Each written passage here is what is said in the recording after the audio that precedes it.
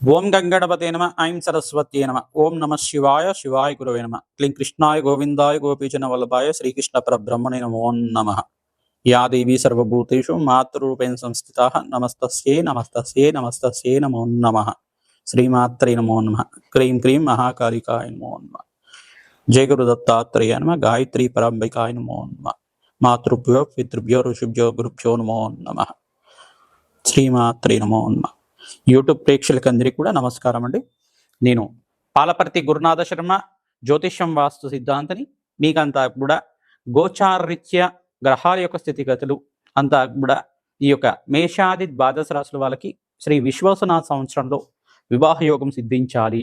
ఆ ఏ రాశి వాళ్ళని ఏ రాశి వాళ్ళు వివాహం చేసుకుంటే గనక శీఘ్ర వివాహ యోగం సిద్ధిస్తుంది, అసలు జాతక చక్రం అంతా కూడా వివాహ యోగానికి ఎటువంటి పరిష్కారాలు ఆచరించాలి, ఏ రాశి వాళ్ళని చేసుకోకూడదు అనేది తెలుసుకుంటే కనుక శీఘ్రంగా వివాహ యోగం సిద్ధించడానికి ఆస్కారం ఉంటుంది. అసలు కళ్యాణము అంటే జాతకరీత్యా ప్రధానంగా చూసుకుంటే ఈ యొక్క పూర్వజన్మలో చేసుకున్న పుణ్య ఫలితాన్ని అంతా కూడా ఆనందకరమైన జీవితం అంతా కూడా జీవించడానికి ప్రతి ఒక్క మానవుడంతా కూడా ప్రభావితం చేయడానికి, వంశాభివృద్ధికి కారణమవుతుంది. ప్రధానంగా చూసుకుంటే వధూవరుల యొక్క వివాహం అంతా కూడా శీఘ్రంగా జరగడానికి కూడా, ఆలస్య వివాహాలకి జరగడానికి కూడా దానికి ఒక కారకత్వాలు అనేది ఉంటాయి అన్నమాట.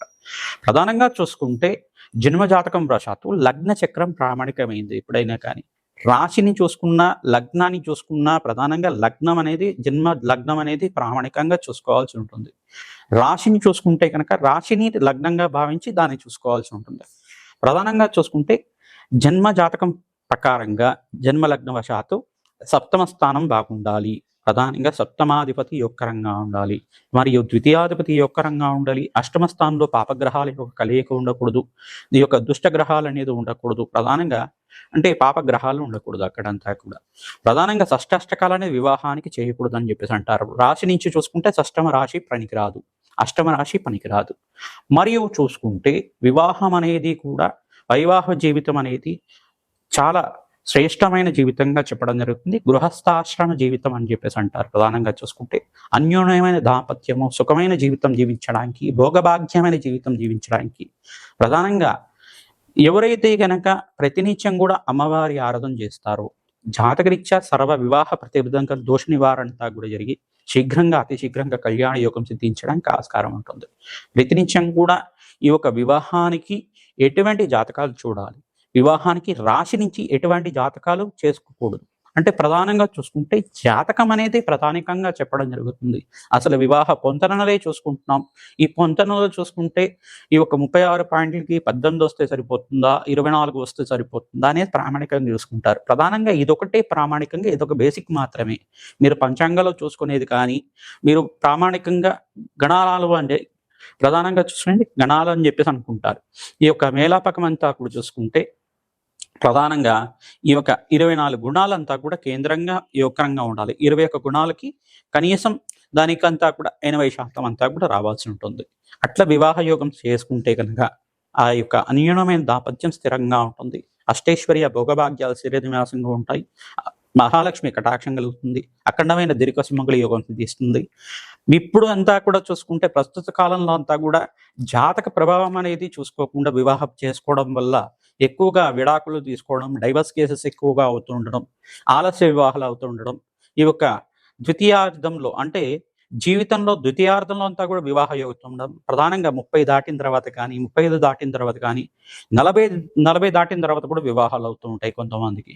ఎందుకు అట్లా జరుగుతున్నాయి అంటే జన్మజాతకంలో కనుక ఈ యొక్క నవమ స్థానంలో పాపగ్రహాలు ఉంటే కనుక ప్రధానంగా చూసుకుంటే కొన్ని నవమ స్థానము, చతుర్థ స్థానము, పంచమ స్థానం అని చెప్పేసి అంటారు. ఈ యొక్క స్థానాలు ప్రధానంగా కనుక పాపగ్రహాలు ఉంటాయి కనుక ఆలస్య వివాహాలు అవడానికి ఆస్కారం ఉంటుంది. ప్రధానంగా చూసుకుంటే పితృశాపం, పితృదోషం కారణమవుతుంది. మరియు ఇక్కడ ప్రధానంగా చూసుకుంటే కొన్ని దోషాలు అనేది ఉంటాయి అన్నమాట. కలత్ర దోషం అని చెప్పేసి, తర్వాత మాంగళ్య దోషం అని చెప్పేసి అంటే అంటే ఇక్కడ చూసుకుంటే అష్టమ స్థానాన్ని మాంగళ్య దోషం అంటారు. ప్రధానంగా చూసుకుంటే ప్రధానంగా జన్మజాతకంలో చూసుకుంటే పురుషుడికి అంతా కూడా బృహస్పతి యోగకరంగా ఉండాలి, గురుబలం బాగా ఉండాలి, మరియు శుక్రుడు కలత్రకారకుడు అవుతాడు. ఈ యొక్క పురుష జాతకంలో చూసుకుంటే శుక్రుడు యొక్కరంగా ఉంటే కలత్రకారకుడు శీఘ్రంగా కళ్యాణ యోగం సిద్ధించడానికి ఆస్కారం ఉంటుంది. సప్తమాధిపతి, అష్టమాధిపతి, ద్వితీయాధిపతి, ఈ యొక్క పంచమాధిపతి యొక్కరంగా ఉండాలి. ఈ యొక్క దశ అంతర్దశలోనే వివాహం అవుతుంది. సప్తమాధిపతి ఒక దశలో వివాహ యోగం అవ్వచ్చు, కొంతమందికి పంచమాధిపతి యొక్క దశలో అంతా కూడా వివాహ యోగం అవ్వచ్చు, కొంతమందికి అంతా కూడా చూసుకుంటే లగ్నాధిపతి యొక్క దశలో అంతా కూడా, లగ్నాధిపతి అంతర్దశలో అంతా కూడా వివాహ యోగం అవడానికి ఆస్కారం ఉంటుంది. ప్రధానంగా వివాహ యోగం అనేది, వివాహ జీవితం అనేది అంతా కూడా శ్రేష్టమైన జీవితంగా చెప్పడం జరుగుతుంది. వంశాభివృద్ధికి కారణం అవుతుంది. జీవితం అంతా కూడా సాఫల్యం చేసుకోవడానికి ఆస్కారం ఉంటుంది. ప్రధానంగా చూసుకుంటే యజ్ఞ హోమాది కార్యక్రమాలు చేసుకోవాలంటే కనుక వివాహ యోగం చేసుకున్న వాళ్ళు మాత్రమే, దంపతులు మాత్రమే దీనికి అర్హులుగా ఉంటారన్నమాట.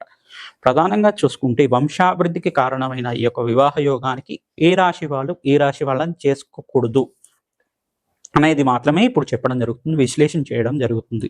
మేషాది ద్వాదశ రాశుల వాళ్ళు ప్రధానంగా ఈ యొక్క మేషరాశి వాళ్ళని చూసుకుంటే ఈ రాశి వాళ్ళని చేసుకోకూడదు అని తెలిసింది అనుకోండి.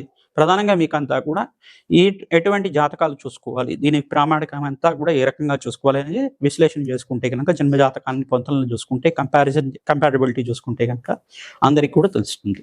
ప్రధానంగా చూసుకుంటే మీ యొక్క జన్మ జాతకాన్ని అంతా కూడా ఈ యొక్క జత చేసి అంతా కూడా చూసుకోవాల్సి ఉంటుంది. వధువరుల జాతకం అంతా కూడా చూసుకొని విశ్లేషణ చేసుకొని ఇద్దరు జాతకాలంతా కూడా చూసిన తర్వాత మాత్రమే వివాహానికి యోగకరంగా ఉంటుంది.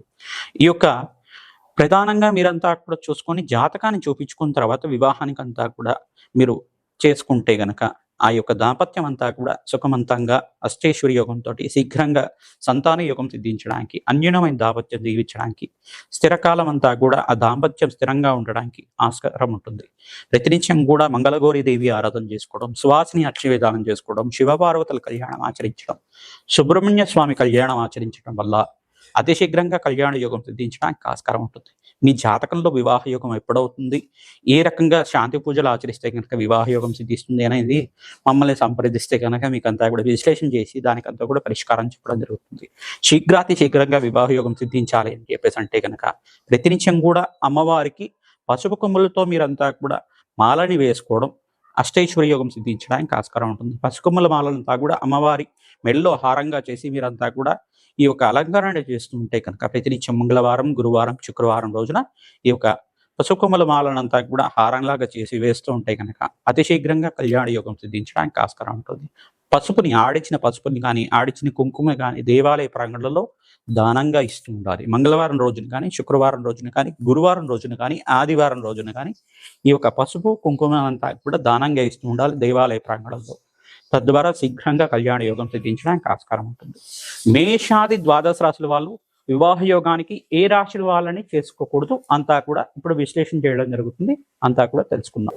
వృశ్చిక రాశి జాతకులకి ఈ రాశి జాతకులకు అంతా కూడా అనుకూలత ఉండదు. వృశ్చిక జాతకులు ఏ రాశి వాళ్ళని చేసుకోకుండా ఉంటే చాలా బాగుంటుందో తెలుసుకుందాం. ప్రధానంగా వృశ్చిక రాశి జాతకులకి జన్మరాశి జాతకులంతా కూడా, జన్మరాశి అయినా వృశ్చిక రాశి అంతా కూడా అనుకూలత కాదు. ఎందుకు అనుకూలత కాదు అంటే మహర్దశ అంతా కూడా ఏక మహర్దశ నడుస్తూ ఉంటుంది, అంతర్దశ అంతా కూడా ఒకటే మహర్దశ నడుస్తూ ఉండడం కానీ జరుగుతూ ఉంటుంది. అనుకూలత లేకపోవడం కానీ, గోచారిత్య కూడా గ్రహస్థితి అనుకూలత లేకపోవడం, గ్రహాల యొక్క బలం లేకపోవడం అని జరుగుతుంది. ప్రధానంగా శనీశ్వరుడు, అంగారకుడు, బృహస్పతి, శుక్రుడు యొక్క బలం మెండుగా ఉండాలి. ఈ యొక్క గ్రహస్థితి అంతా కూడా గోచారిత్య చూసుకుంటే ఒకటే రాశి వాళ్ళకి అనుకూలత అంతగా ఉండదు కాబట్టి ఆలస్యంగా సంతానం జరుగుతూ ఉండడం కానీ, వివాహం అనేది మధ్యలో వీగిపోవడం కానీ జరుగుతూ ఉంటుంది. అందుకని చెప్పేసి ఇటువంటి రాశులంతా కూడా అనుకూలత కాదు అని చెప్తాను. ప్రధానంగా చూసుకుంటే పాదభేదాలతో వివాహం చేయొచ్చు అని చెప్పి అంటూ ఉంటారు, కానీ జాతకంలో గ్రహస్థితి మెరుగ్గా ఉండాలి, మంచిగా ఉండాలి. అప్పుడు మాత్రం చేతనే కొన్ని సందర్భాల్లో మాత్రమే వివాహం అనుకూలత ఉంటుంది, లేకపోతే వివాహం అనుకూలత ఉండదు. అందుకని చెప్పేసి ఇంత విశ్లేషణ చేయడం జరుగుతుంది. మరియు ద్వితీయ స్థానం అంతా కూడా చూసుకుంటే ధనుస్సు రాశి జాతకులు కూడా ఈ యొక్క వృశ్చిక రాశి జాతకులకి అనుకూలత కాదు అని చెప్పడం జరుగుతుంది. ఎందుకు అనుకూలత కాదు అని చెప్పేసి అంటే ద్వితీయ స్థానము, వ్యయ స్థానం అంతా కూడా రాశులు చూసుకుంటే రెండో ఇంట్లో ఉండే రాశి అంతా కూడా ధనుసు రాశి అవుతుంది.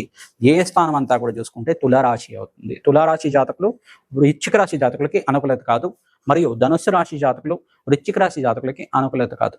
గ్రహమైత్రి ఉన్నప్పటికీ కూడా కొన్ని గ్రహస్థితులు అంతా కూడా చూసుకొని వివాహానికి ముందుకెళ్ళాలి. కానీ వివాహానికి యొక్క ద్వితీయ స్థానము, ఏ స్థానంలో ఉండే రాశుడు ద్వితీయ ద్వాదశ యోగం అనేది అంటారు, ఇది అనుకూలత కాదు. వీళ్ళకంతా కూడా మనస్పర్ధలు రావడానికి కానీ ఏక అభిప్రాయం రావడానికి చాలా సమయం పడుతుంది. వీళ్ళకి ఆందోళనలు ఎక్కువగా ఉంటాయి, మానసికమైన స్థితి బాగుండదు. అందుకని చెప్పేసి అనుకూలత లేదు కాబట్టి ఇది వివాహానికి అనుకూలత కాదు. ఈ రాశి వాళ్ళకి వివాహానికి అనుకూలత కాదు. మరియు చూసుకుంటే సప్తమ స్థానం వృశ్చిక రాశి నుంచి సప్తమ స్థానం వృషభ రాశి అవుతుంది. తులారాశి అంటే వ్యయస్థానం అవుతుంది. ఇది అనుకూల కాదు. మరియు వృషభ రాశి జాతకులకి ఈ యొక్క వృశ్చిక రాశి జాతకులు అనుకూలత కాదు. వృశ్చిక రాశి జాతకులకి వృషభ రాశి జాతకం అనుకూలత కాదు. సమసప్తకాలు అని చెప్పేసి అంటారు, అందుకని చెప్పేసి అని అనుకూలత కాదు. కాబట్టి ఈ యొక్క గ్రహమైత్రి కుదరదు. మెయిన్గా ప్రధానంగా చూసుకుంటే మిత్రత్వం ఉండదు, సఖ్యత ఉండదు, ప్రేమ అభిమానాలు అనేది తక్కువగా ఉండడం, పరస్పరం అంతా కూడా కోప ఆవేశాలు ఉండడం, మొండితనం ఎక్కువగా ఉండడం, ఒకటే మాట మీద నిలబడడానికి ఆలస్యం అవుతుంది, మనస్పర్ధలు రావడానికి ఆస్కారం ఉంటుంది. అందుకని చెప్పేసి వివాహం అనుకూలత కాదు. జన్మజాతకంలో ఉండే దోషాలు పరిష్కారం ఆచరించాలి. తద్వారా మీకు అంతా కూడా శీఘ్ర కళ్యాణ యోగం సిద్ధించడానికి ఆస్కారం ఉంటుంది. షష్టాష్టకాలు కూడా యోగకరం కాదు అనమాట. ప్రధానంగా జన్మరాశి నుంచి చూసుకుంటే షష్టమ రాశి అంతా కూడా చూసుకుంటే, 6వ రాశి అంతా కూడా చూసుకుంటే ఇక్కడ మేషరాశి అవుతుంది. రాశ్యాధిపతి ఒకటే అయినప్పటికీ కూడా మిత్రత్వం ఉండదు. ఎందుకంటే మేషరాశి జాతకులకి ఏలినాటి శని ప్రభావం అంతా కూడా ప్రారంభమైంది. ఇక్కడ వృశ్చిక రాశి జాతకులకంతా కూడా అనుకూలత కాదు కాబట్టి అంత అనుకూలత ఉండదు. అందుకని చెప్పేసి ఇంత విశ్లేషణ చేయడం జరుగుతుంది. మరియు ఇక్కడ గురుబలం లేకపోవడం కానీ, పంచమ స్థానంలో యోగకరంగా లేకపోవడం, ఇక్కడ మీనరాశిలో అంతా కూడా శనీశ్వరుడు సంచారం చేయడం, కుంభరాశిలో రాహు సంచారం చేయడం అనుకూలత కాదు కాబట్టి ఇంత విశ్లేషణ చేయడం జరుగుతుంది.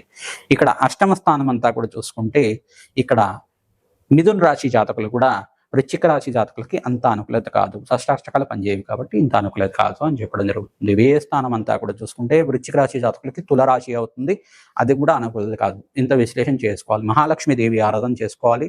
సుబ్రహ్మణ్య శాంతి హోమాది కార్యక్రమాలు, సుబ్రహ్మణ్య స్వామి మూలమంత్ర జపాలు అంతా కూడా ఆచరించుకోవడం, వేద పండితులతోటి సుబ్రహ్మణ్య స్వామి కళ్యాణం ఆచరించుకోవడం వల్ల అతి శీఘ్రంగా కళ్యాణ యోగంగా సిద్ధిస్తుంది. లక్ష్మీ నారసింహస్వామి కళ్యాణం అంతా కూడా పుణ్యక్షేత్రంలో తరచుగా చేసుకుంటుంటే కనుక శీఘ్రంగా కళ్యాణ యోగం సిద్ధిస్తుంది. గురుబలం పెరుగుతుంది, అదృష్టం కలిసి వస్తుంది. శుక్రుడు అనుకూలంగా ఉంటాడు. కలత్రకారకుడైన శుక్రుడు అంతా కూడా యొక్కరంగా ఉండాలి. దీర్ఘ సుమంగళి యోగం సిద్ధించడానికి స్త్రీలంతా కూడా సువాసిని దేవి అర్చన విధానం చేసుకోవడం, మంగళగౌరి వ్రతం, కాత్యాని వ్రతం అంతా కూడా నోములు పాటించడం వల్ల మీకంతా కూడా అతి శీఘ్రంగా కళ్యాణ యోగం సిద్ధించడానికి ఆస్కారం ఉంటుంది. మంగళవారం, గురువారం, శుక్రవారం రోజున ఈ యొక్క మంగళగౌరి దేవి వ్రతాన్ని ఆచరించడం, మంగళగౌరి దేవిని పూజించుకొని ఒక సువాసినికంతా కూడా ముత్తైదుకందరికి కూడా పూతాంబులం, పండు తాంబులం, వస్త్ర తాంబులం అంతా కూడా ఇచ్చుకొని ఆశీర్వాదం తీసుకోవడం వల్ల అతి శీఘ్రంగా కళ్యాణ యోగం సిద్ధిస్తుంది.